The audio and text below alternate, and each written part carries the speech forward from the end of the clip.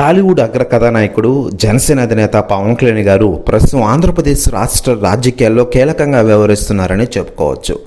గత కొన్ని సంవత్సరాలుగా సినిమాలను పక్కన పెట్టి కేవలం రాజకీయాల వైపే ఆయన వెళ్ళారు.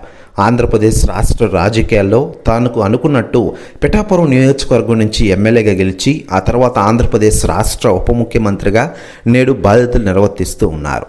పలు శాఖల్లో కూడా మంత్రిగా వ్యవహరిస్తున్న పవన్ కళ్యాణ్ గారు ఆంధ్రప్రదేశే అభివృద్ధి ధ్యేయంగా వెళ్తున్నారు. మరోవైపు తన పార్టీని జనసేనను కూడా బలోపేతం చేసుకుంటూ 2029 ఎలక్షన్స్ కోసం ఎదురు చూస్తున్న విషయం తెలిసిందే. ఈసారి ఖచ్చితంగా ఒంటరిగా పోటీ చేస్తున్నారంటూ జనసేన కార్యకర్తలు అనుకుంటూ ఉన్నారు. ఇదిలా ఉండగా లేటెస్ట్గా అందుతున్న సమాచారం ప్రకారం మరోవైపు డిప్యూటీ సీఎం పవన్ కళ్యాణ్ గారి సమక్షంలో ఇప్పటికే చాలామంది జనసేన పార్టీలోకి జాయిన్ అయినందుకు రెడీ అవుతున్న విషయం తెలిసిందే.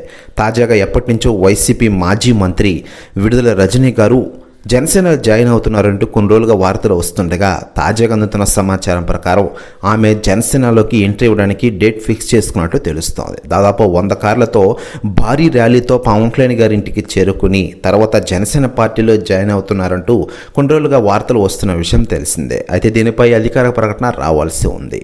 మరోవైపు పవన్ కళ్యాణ్ గారు కేవలం రాజకీయాలే కాకుండా మరోవైపు టాలీవుడ్ ఇండస్ట్రీలోని తన అభిమానుల కోసం వరుస సినిమా షూటింగ్లతో బిజీగా ఉన్నారు.